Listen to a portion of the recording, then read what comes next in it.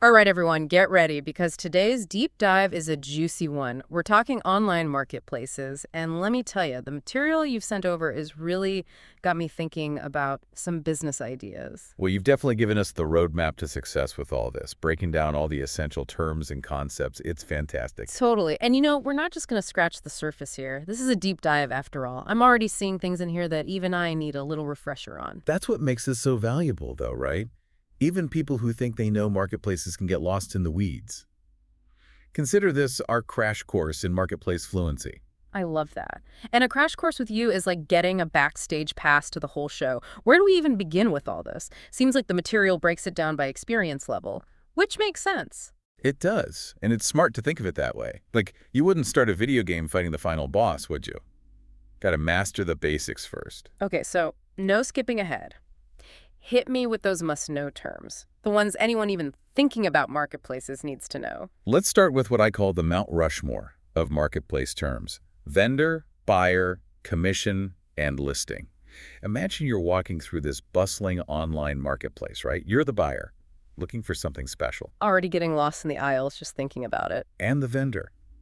They're the ones with the goods, the passionate sellers. Think like handmade jewelry on Etsy, that cabin you rented on Airbnb, or even that vintage record player you found on eBay. Okay, love the visuals. And of course, no marketplace would exist without the platform itself taking a little cut. That's the commission, right? Exactly. Keeps the lights on, the servers running. It's how these platforms make their money, a percentage of each sale, basically. A small fee the vendor pays to be a part of it all. Basically, rent for their little corner of the internet. But what about the products themselves, those shiny objects we can't resist clicking on? That's where the listing comes in. Bingo. Think of it like the product's dating profile. That's the vendor's chance to show off what they've got: great pictures, catchy descriptions, and of course the price tag. Got to grab the buyer's attention. It's a whole art form, really. And it all starts with that listing. You've got the vendor making their pitch, the buyer hopefully hitting add to cart, and the platform there in the background making sure it all runs smoothly. Okay, I think I'm fluent in Marketplace 101 now, but this material gets way more granular. It's like we've learned the alphabet, but now it's time to write a novel. I like that. It's like these concepts are the building blocks, not just definitions. They create entire systems, right? Yeah, and what happens when we scale way up from individual sellers and buyers? I'm talking about those online giants. Then we're in multi-vendor platform territory. These aren't just stores, they're like digital countries. Amazon, Etsy, Alibaba, they've got millions of vendors. It's kind of mind-blowing. Mind-blowing is right. I can barely keep up with my own online shopping, let alone all that. But seriously, why is this model such a big deal? We've always had department stores and malls. True, but this is different. It's global, it's immediate. Anyone with the internet can be a seller, theoretically. And for buyers, it's choice overload. They can chat for anything, compare prices, and find exactly what they want in just a few clicks. Talk about the free market in action. But it's not just about buying stuff, is it? This whole model has changed how businesses work, too, like drop shipping. That's huge right now. Huge, and only getting bigger. It's ideal for new business owners, especially. Imagine selling online without dealing with any inventory. No warehouse, no packing boxes, no trips to the post office. That's drop shipping. Hold on, the vendor never even touches the product. How does that even work? It's all about partnerships. The vendor teams up with a supplier, could be a wholesaler, a manufacturer, whoever, and they handle getting it to the customer.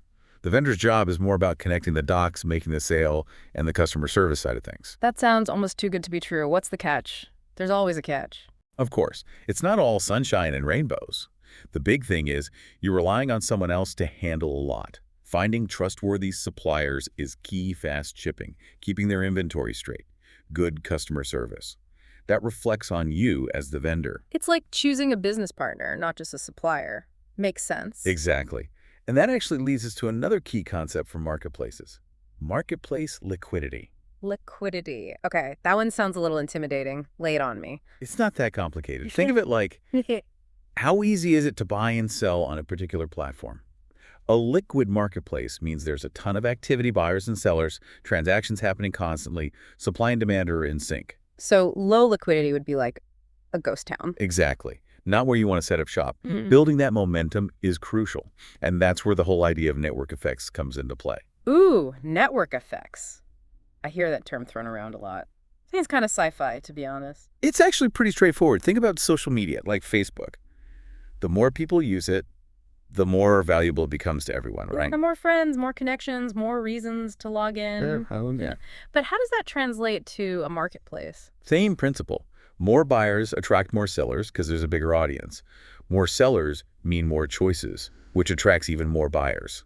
It's a loop. So popularity breeds popularity. The more successful a marketplace is, the more successful it's likely to become. You got it. And that's where things get interesting because figuring out how to create those network effects, that's often the key to building a truly successful marketplace. It's not just luck, there's strategy involved. Okay, so we've tackled the dynamics of marketplaces, but I'm getting the feeling things are about to get real. Because no business deep dive is complete without talking numbers. You're absolutely right. Behind every successful marketplace, there's a solid understanding of the financials, and that's where things get exciting. Exciting. Numbers. Okay, now you're speaking my language. I'm ready to unlock the vault on marketplace financials. Excellent. Because whether you're dreaming of launching your own platform or just navigating one as a buyer or seller, knowing these metrics is key. Let's start with a metric that's music to any entrepreneur's ears. Gross merchandise value, or GMV.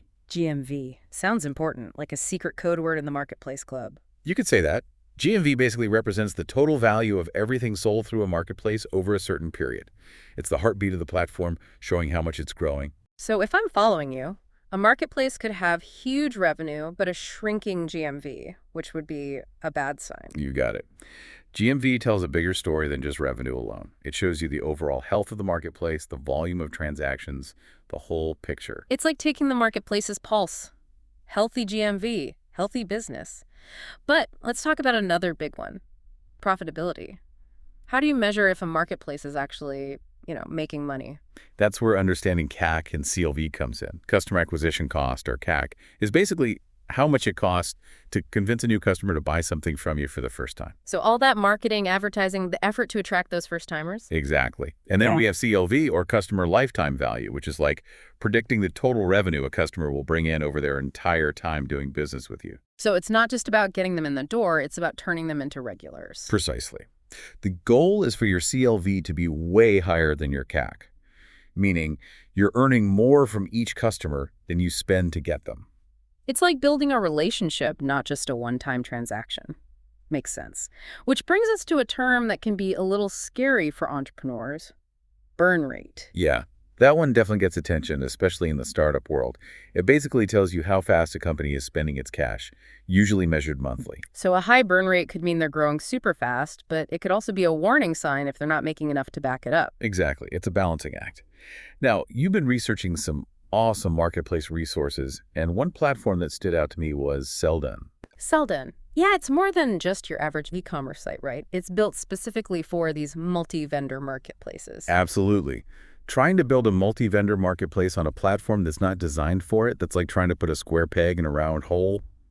Possible, but not ideal. Selldone gives you the right tools for the job instead of making you use a hammer when you need a screwdriver. That's a great way to put it.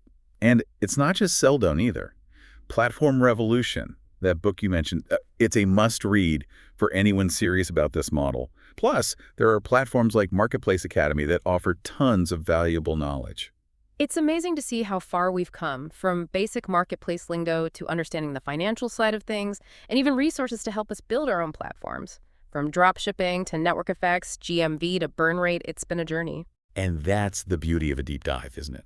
We've peeled back the layers of the online marketplace, the complexities, the potential, everything. Yeah. And hopefully our listeners feel equipped to navigate this world, whether they're entrepreneurs, seasoned pros, or just curious about how it all works. Because let's be honest, the online marketplace is here to stay. It's only going to get bigger, more complex, more fascinating. So keep learning, keep exploring, and who knows, maybe we'll see you on the other side of the digital counter someday.